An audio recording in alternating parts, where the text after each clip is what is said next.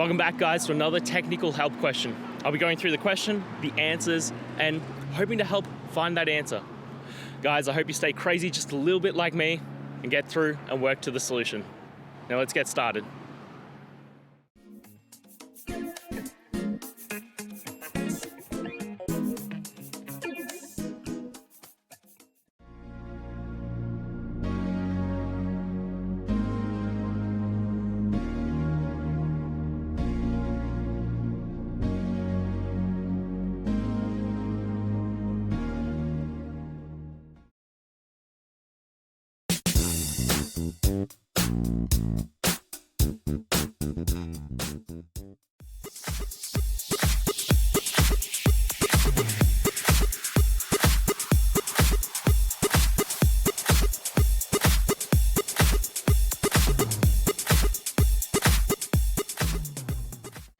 And that's it. I hope that helped find the resolution that you're looking for.